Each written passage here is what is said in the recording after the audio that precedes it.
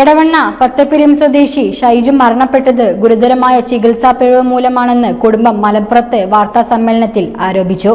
വിഷയത്തിൽ അടിയന്തരമായ സർക്കാർ ഇടപെട്ട് നീതി ലഭ്യമാക്കണമെന്നും കുടുംബം ആവശ്യപ്പെട്ടു. 13-ാം തീയതി വരെ അവരുടെ ചികിത്സയിൽ നടന്നു. പിന്നെ ഒരുപാട് ടെസ്റ്റുകൾ നടത്തി. ഓപ്പറേഷൻ വേണം എന്നാണ് ലാസ്റ്റ് പറഞ്ഞത്. MR എടുത്തു.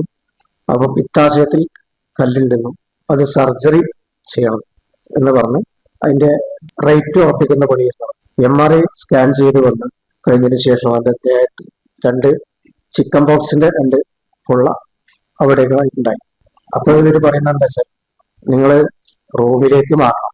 അപ്പൊ ഡെയിലി 2500 രൂപ അതിന് ഫീസ് വരും.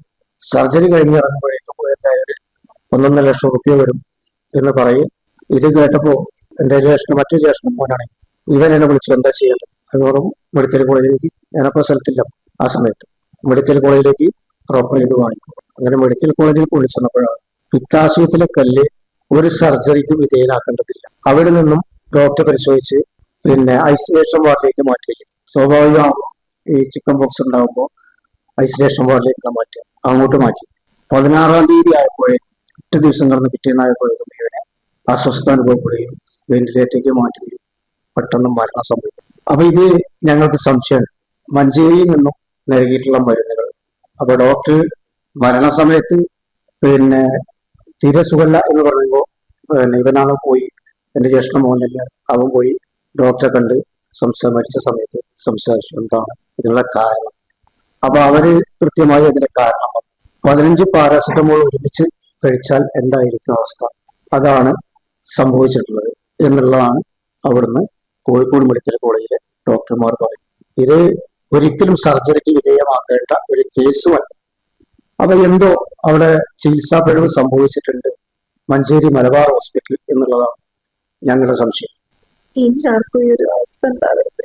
അവിടുന്ന് വയറുവേദന കുറഞ്ഞിട്ടേ ഇല്ല. 2 ദിവസം ഒട്ടും വയ്യായിരുന്നു. മെഡിക്കൽ കോളേജിലെത്തി കാഷ്വാലിറ്റിന്ന് ഒരു ഇഞ്ചക്ഷനെ ചെയ്തുള്ളൂ. ഏട്ടന വയറുവേദന ഇനി ഒരാൾക്കും ഇത്ര എന്റെ മോള് ഉള്ള അച്ഛനെ ചോദിക്കും. നമ്മുടെ കുബൂസ് അത് നമ്മുടെ ഗൾഫില് കിട്ടുണ്ടായിരുന്ന കുബൂസില്ലേ, നിനക്കിഷ്ടപ്പെട്ട ആ കുബൂസ്.